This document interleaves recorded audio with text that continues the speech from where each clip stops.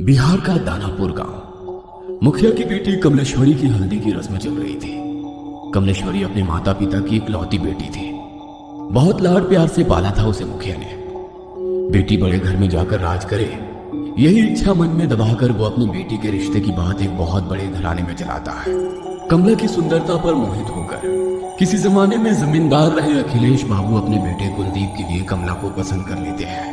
हलवा ये ले, ये हल्दी उपटन और पानी बेटिया के ससुराल से आया है। जल्दी से इसे हल्दी में मिला, फिर रस्म शुरू करते हैं। काकी की बात सुनकर कमलेश्वरी की माँ फुलवा जाकर बिटिया के ससुराल से आई शगुन की हल्दी घोल कर ले आती है। चारों ओर चहल पहल थी। ढोलक की थाप पर औरतें मंगल गीत गा रही थी। जैसे ही हल्दी की रस्म शुरू होती है, कमलेश्वरी जोर जोर से चीखने लगती है।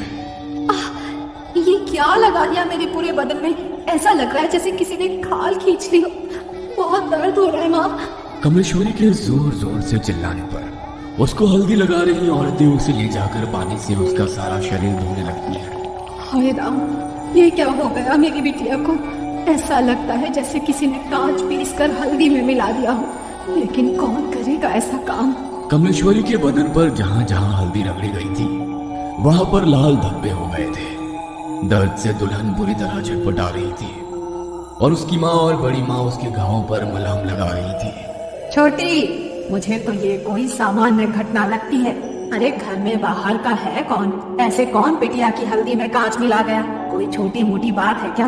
अरे वो तो शुक्र है कि मुंह पर नहीं लगाया था, वरना पूरा चेहरा बिगड़ जाता बेचारी का। मेरा तो दिमाग ही काम नहीं कर रहा है जीजी। कौन हमारी कमला से जलेगा? इसने क्या बिगाड़ा है किसी का? शादी ब्याह का माहौल था। दोनों देवरानी जेठानी वैसे तो इस घटना से अंदर तक डर गई थी, लेकिन फिर भी इस समय कुछ भी सोचने के लिए उनके पास ज्यादा समय नहीं था। 2 दिन में कमला की शादी थी। घर में ढेरों मेहमान जमा थे।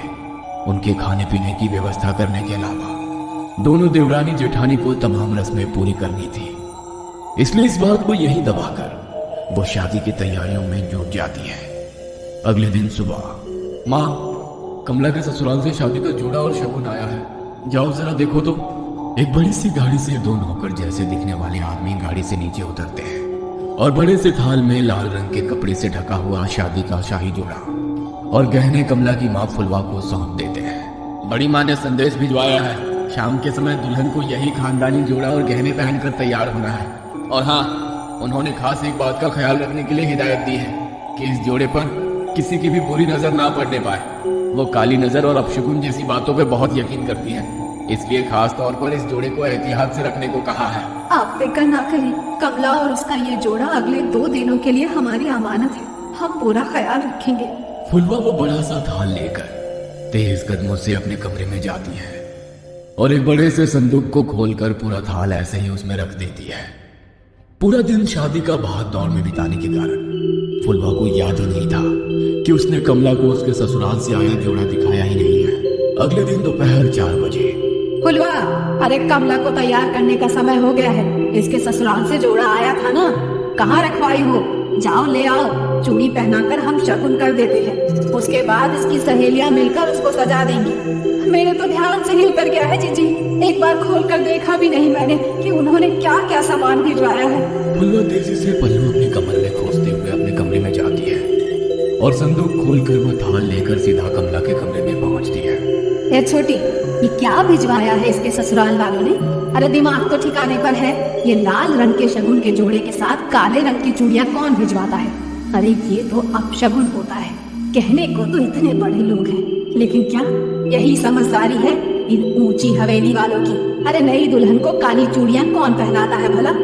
हाँ जीजी, ये सब मैं क्या जानूं। अब इसके ससुराल से आया है तो मैंने तो ऐसे का ऐसा ही उठाकर संदूक में बंद कर दिया था जीजी।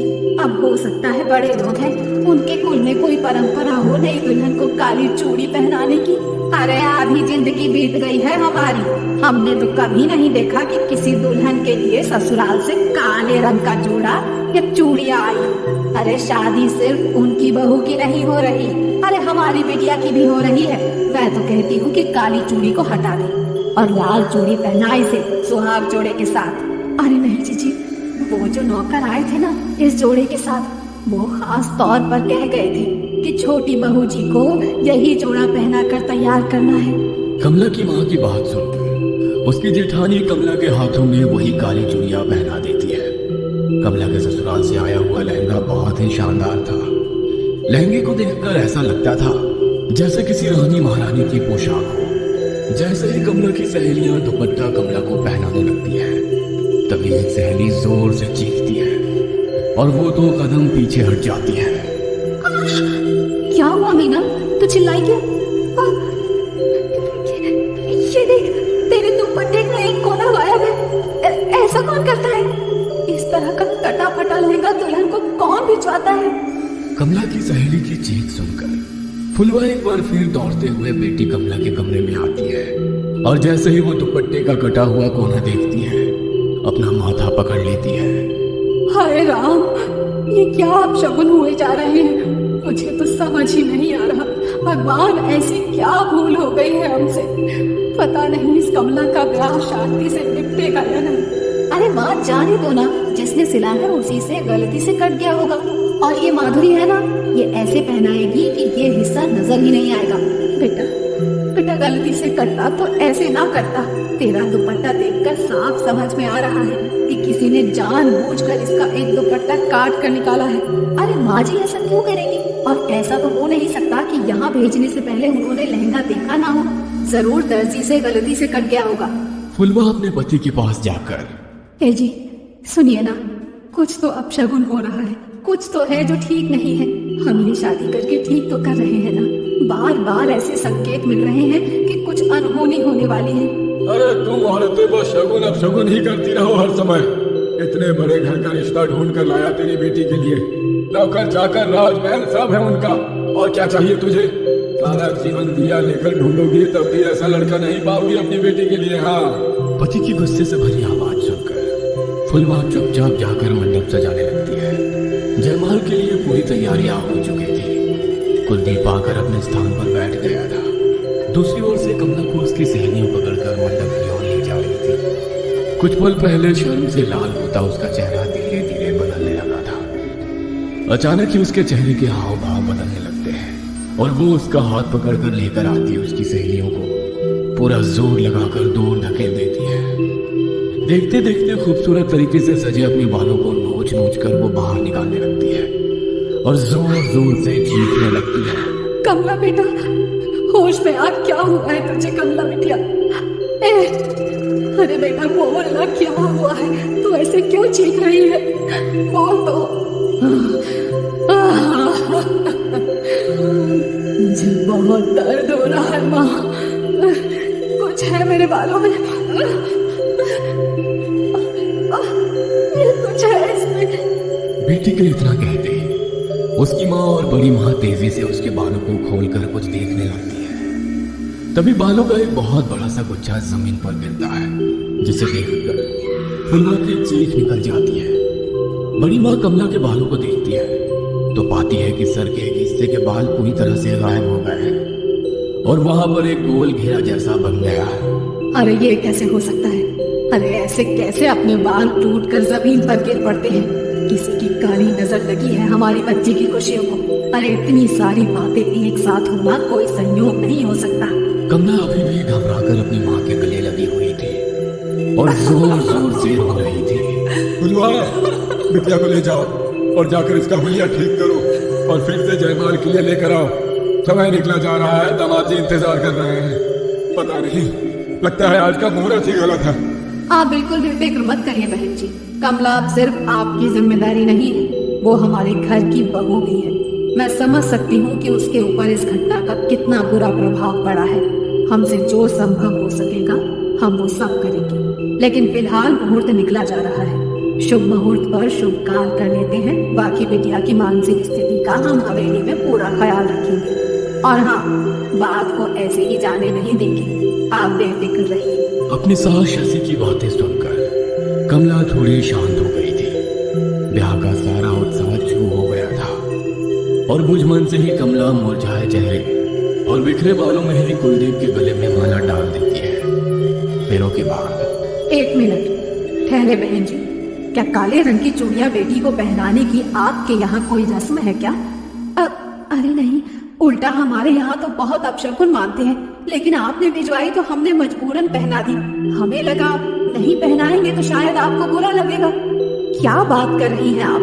हम बहू के लिए काली चूड़ियां क्यों भिजवाने लगे भला? जरूर आपको कोई गलतफहमी हुई है। मतलब आपने कमला के लिए ये काली चूड़ियां नहीं भेजी थी? हरगिज नहीं, हमने तो लाल रंग का राजस्थानी चूड़ा भेजा था, खास तौर पर मंगवाया था बहू के लिए। सारी घटनाएं एक बहुत बड़ी अनहोनी की ओर इशारा कर रही थी। आपके घर पर ही लगता है किसी ने कोई काला जादू किया है, तभी तो आपके घर में रखे सामान पर ये सब हुआ। मुझे लगता है कि कमला की भलाई इसी में है कि वो जल्द से जल्द घर से दूर चली जाए। तुम ठहरो छोटी, मैं जरा पहले बिटिया की नजर उतार देती हूँ, उसके बाद कमला की विदाई करेंगे। बड़ी माँ दौड़ कर जाती है और कुछ सामान अपनी मुट्ठी में लेकर कमला के पास आ जाती है।